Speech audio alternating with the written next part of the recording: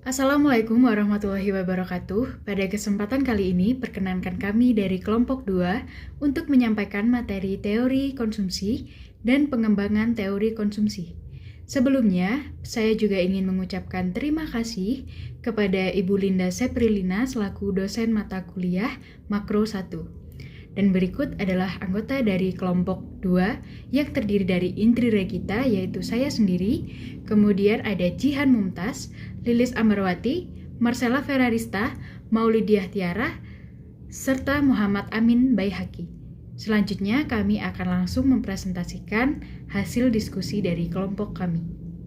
Pengertian konsumsi. Menurut para ahli, konsumsi merupakan pengeluaran total untuk memperoleh barang dan jasa dalam suatu perekonomian dalam jangka waktu tertentu. Khusus untuk pengeluaran konsumsi rumah tangga, ada faktor yang paling penting menentukan diantaranya tingkat pendapatan rumah tangga. Secara umum, konsumsi adalah kegiatan manusia yang menggunakan dan mengurangi kegunaan barang dan jasa yang dimaksudkan untuk memenuhi kebutuhan hidup dan kepuasan manusia baik secara bertahap maupun bersamaan.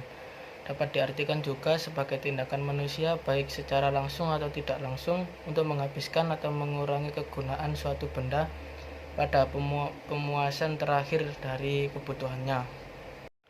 Ciri dan karakteristik kegiatan konsumsi. Pertama, produk yang dikonsumsi memiliki nilai manfaat bagi manusia. Tujuan dari penggunaan barang atau jasa tersebut dapat menyebabkan nilai suatu barang berkurang karena sering dimanfaatkan. Kedua, produk yang dikonsumsi merupakan barang ekonomi yang diperoleh dengan cara berkorban. Di samping membeli barang tersebut, tentu harus menyiapkan biaya transaksi. Biaya transaksi ini akan dijadikan sebagai nilai tukar menukar berkorban. Di sini diartikan produk yang didapat diperoleh dengan melakukan pembelian. Ketiga, produk yang digunakan dapat dikurangi atau dihabiskan. Barang dan jasa dari kegiatan konsumsi jika digunakan nilai yang dimiliki akan selalu berkurang atau habis. 4. Aktivitas dilakukan secara langsung untuk memenuhi kebutuhan dan kepuasan hidup manusia.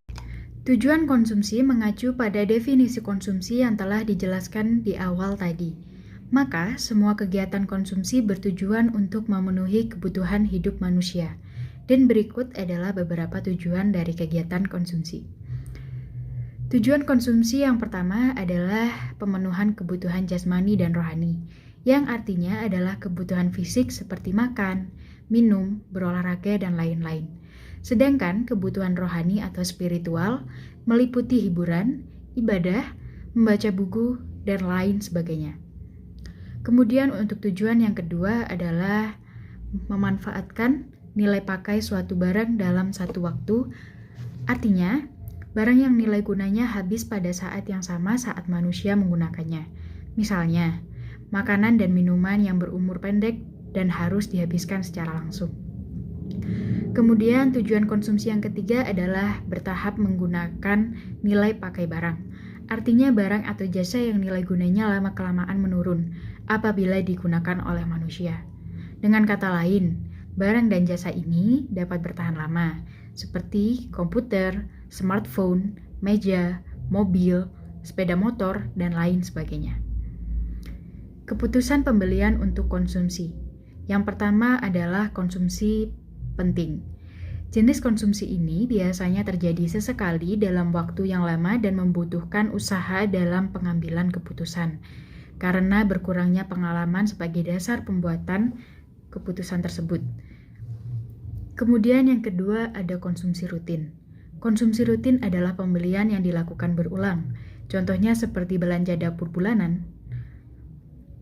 Selanjutnya yang ketiga, ada konsumsi karena terpaksa, yaitu membeli barang kebutuhan yang sifatnya sangat mendesak atau barang yang sangat-sangat dibutuhkan pada saat itu. Dan yang terakhir adalah konsumsi grup atau konsumsi kelompok, misalnya barang-barang kebutuhan keluarga. Berlanjut pada faktor yang mempengaruhi konsumsi. Faktor pertama adalah pendapatan atau penghasilan seseorang. Semakin tinggi pendapatan seseorang, maka semakin banyak barang atau jasa yang dikonsumsi dan begitu pula sebaliknya. Kemudian faktor yang kedua adalah tingkat pendidikan. Tingkat pendidikan sangat mempengaruhi mentalitas dan juga pola pikir seseorang dalam menjalankan aktivitas konsumtif. Semakin tinggi pendidikan seseorang, maka secara umum tingkat konsumsinya juga akan semakin tinggi, dan begitu pula sebaliknya. Kemudian faktor yang ketiga ada harga barang dan jasa yang ditawarkan. Semakin tinggi harga barang dan jasa, maka semakin rendah tingkat konsumsinya. Faktor selanjutnya adalah jumlah keluarga. Anggota keluarga dengan jumlah yang lebih banyak pastinya tingkat konsumsinya lebih tinggi daripada keluarga dengan anggota keluarga sedikit. Kemudian faktor yang kelima adalah gender atau jenis kelamin. Kebutuhan akan barang atau jasa antara laki-laki dan perempuan tentunya sangat berbeda. Tingkat konsumsi perempuan biasanya cenderung lebih tinggi daripada tingkat konsumsi pria. Selanjutnya adalah faktor selera. Beberapa orang memiliki selera dan style yang lebih baik dari segi pakaian maupun hal yang lainnya. Hal ini membuat tingkat konsumsi mereka lebih tinggi dibandingkan mereka yang kurang memperhatikan style yang mereka pakai. Dan yang terakhir adalah kebiasaan dan adat istiadat. Kebiasaan dan adat istiadat suatu daerah juga mempengaruhi tingkat konsumsi masyarakat. Contohnya saja seperti orang Jawa yang sering melakukan acara syukuran atau selamatan sebagai adat yang berlaku di sana. Teori konsumsi John Maynard Keynes. Keynes mengedepankan variabel utama dalam analisisnya, yaitu konsumsi dipengaruhi oleh tingkat pendapatan, C sama dengan F kecil dalam kurung Y. Keynes juga mengajukan 3 asumsi pokok secara makro, yaitu yang pertama, kecenderungan mengkonsumsi marginal atau marginal propensity to consume, ialah jumlah yang dikonsumsi dalam setiap tambahan pendapatan adalah antara 0 dan 1. Yang kedua, Keynes menyatakan bahwa kecenderungan mengkonsumsi rata-rata atau average propensity to consume turun ketika pendapatan naik. Yang ketiga, Keynes berpendapat bahwa pendapatan merupakan determinan konsumsi yang penting dan tingkat bunga tidak memiliki peranan yang penting. Fungsi konsumsi Keynes menunjukkan hubungan antara pendapatan nasional dengan pengeluaran konsumsi pada tingkat harga konstan. Variabel pendapatan nasional dan fungsi konsumsi Keynes merupakan pendapatan nasional absolut yang dapat dilawankan dengan pendapatan relatif, pendapatan permanen, dan sebagainya. Sehingga secara garis besar dapat dikatakan bahwa besar atau kecil konsumsi masyarakat sangat dipengaruhi oleh besarnya pendapatan. Sedangkan unsur tabungan tidak terlalu berdampak terhadap jumlah barang dan jasa yang dikonsumsi masyarakat. Selanjutnya adalah teori oleh Milton Friedman mengenai hipotesis konsumsi dengan pendapatan permanen. Menurut teori ini, pendapatan masyarakat dapat diklasifikasikan menjadi 2 jenis, yaitu pendapatan permanen atau permanent income dan pendapatan sementara atau transitory income dengan definisi sebagai berikut. Yang pertama, pendapatan permanen ialah pendapatan yang orang harapkan untuk terus berlanjut dan bertahan di masa depan. Yang kedua adalah pendapatan sementara, ialah pendapatan yang tidak bisa diprediksi sebelumnya. Selain itu, Friedman juga membagi pengeluaran menjadi 2, yaitu yang pertama, pengeluaran konsumsi permanen, ialah konsumsi yang telah direncanakan, dan yang kedua adalah pengeluaran konsumsi sementara, yaitu konsumsi yang tidak direncanakan. Friedman beranggapan bahwa tidak terdapat korelasi antara pendapatan atau konsumsi sementara dengan pendapatan atau konsumsi permanen. Hal itu berlaku sebaliknya.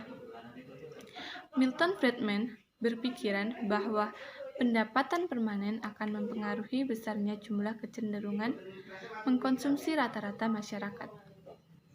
Kecenderungan mengkonsumsi tersebut bisa saja mengarah pada jenis makanan atau non-makanan bergantung pada besar kecilnya jumlah pendapatan yang diterima oleh masyarakat. Case study atau contoh kasusnya. Konsumen menggunakan tabungan dan pinjaman untuk memfasilitasi konsumsi dalam menanggapi fluktuasi ini. Pada tahap awal karir misalnya, konsumen mungkin membelanjakan lebih dari yang mereka hasilkan. Kegiatan ini dinamakan dengan de-saving. Pada tahap karir berikutnya, ketika penghasilan mereka lebih besar, mereka mulai mengembalikan de-saving yang telah dipakai pada periode sebelumnya. Karena tidak terpengaruh oleh fluktuasi sementara, konsumsi mengarah pada perilaku kontrasiklus atau countercyclical behaviors. Perilaku ini memoderasi. Teori konsumsi Franco Modigliani, hipotesis daur atau siklus hidup. Teori ini membagi pola konsumsi seseorang menjadi 3 bagian berdasarkan umur. Yang pertama, orang cenderung menerima pendapatan yang rendah pada usia muda. Rasio tabungan berfluktuasi seiring dengan perkembangan umur, yaitu orang muda akan mempunyai tabungan negatif atau de-saving. Yang kedua, pada usia menengah, pendapatan seseorang cenderung tinggi, menabung dan membayar kembali pinjaman pada masa muda, dan rendah pada usia tua. Yang ketiga, kategori usia tua. Orang cenderung akan mengambil tabungan yang dibuatnya di masa usia menengah, karena tidak mampu menghasilkan pendapatan sendiri, sehingga bila ia tidak memiliki tabungan, maka ia cenderung de-saving. Fungsi konsumsi berdasarkan teori siklus hidup memiliki rumus C sama dengan AW, yang berarti A. MPC yang nilainya tergantung dari umur, selera, dan tingkat bunga. Sedangkan W dipengaruhi oleh nilai sekarang penghasilan dari kekayaan. Teori konsumsi dengan hipotesis pendapatan relatif. Teori konsumsi dengan hipotesis pendapatan relatif disampaikan oleh James Dusenberry. Ia menyatakan bahwa pengeluaran konsumsi masyarakat ditentukan oleh tingginya pendapatan tertinggi yang pernah dicapainya. Jika pendapatan bertambah, maka konsumsi akan bertambah dengan proporsi tertentu. Untuk mempertahankan tingkat konsumsi yang tinggi dengan mengurangi besarnya tabungan. Jika pendapatan berkurang, konsumen akan mengurangi pengeluaran konsumsinya dengan proporsi penurunan yang lebih rendah dibandingkan proporsi kenaikan pengeluaran konsumsi jika penghasilan naik. Kondisi ini terjadi sampai tingkat pendapatan tertinggi yang telah kita tercapai kembali. Bertambahnya pendapatan menyebabkan bertambahnya pengeluaran untuk konsumsi.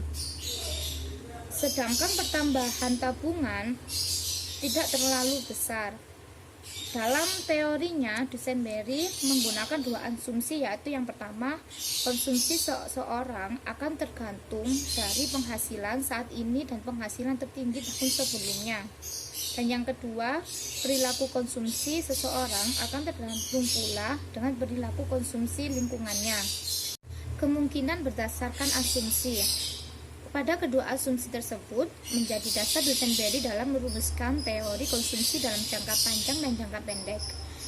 Fungsi jangka panjang Dusenberry menggunakan asumsi pertama, di mana konsumsi seseorang sangat dipengaruhi pola konsumsi masyarakat sekitar.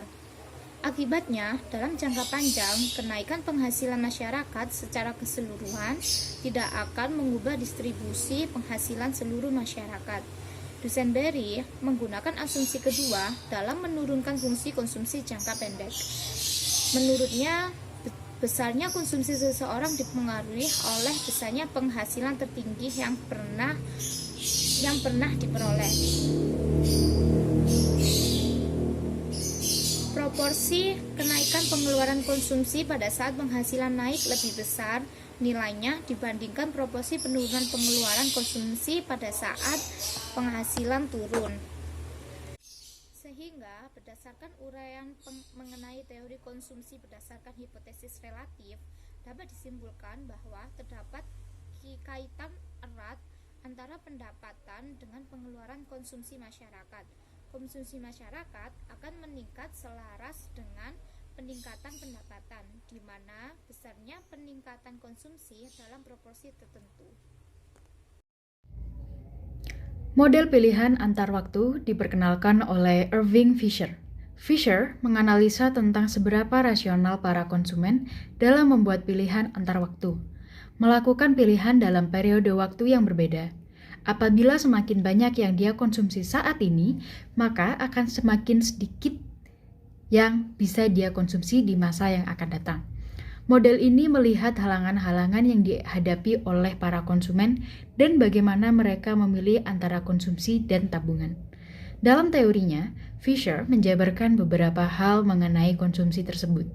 Adapun penjabarannya sebagai berikut.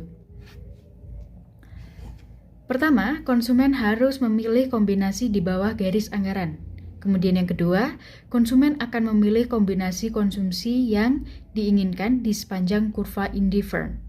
Ketiga, konsumen akan berusaha mencapai tingkat kurva indifferent yang setinggi-tingginya, yaitu mencapai kondisi optimum. Yang keempat, konsumen akan menaikkan tingkat konsumsinya jika pendapatannya juga meningkat. Kelima, perubahan suku bunga real membuat perubahan kombinasi konsumsi. Dan yang terakhir, meminjam dan menabungkan mempengaruhi konsumsi saat ini maupun yang akan. Teori konsumsi David Lipson, tarikan gravitasi instan. Lipson mencatat bahwa banyak konsumen menilai diri mereka sendiri sebagai pembuat keputusan yang tidak sempurna. Pada sebuah survei publik Amerika, 76% mengatakan mereka tidak cukup menabung untuk pensiun. Dalam survei lain tentang generasi baby boom, responden ditanyai persentase pendapatan yang mereka simpan dan persentase yang menurut mereka harus mereka tabung. Kekurangan tabungan rata-rata 11 poin persentase. Menurut Lipson, ketidakcukupan menabung berhubungan dengan fenomena lain, yaitu tarikan kepuasan instan. Contoh perilaku dari teori konsumsi David Lipson. Seorang konsumen berbelanja di sebuah pusat perbelanjaan. Sementara itu, ia berjanji bahwa ia akan memotong pengeluarannya dan mulai menabung untuk masa pensiun.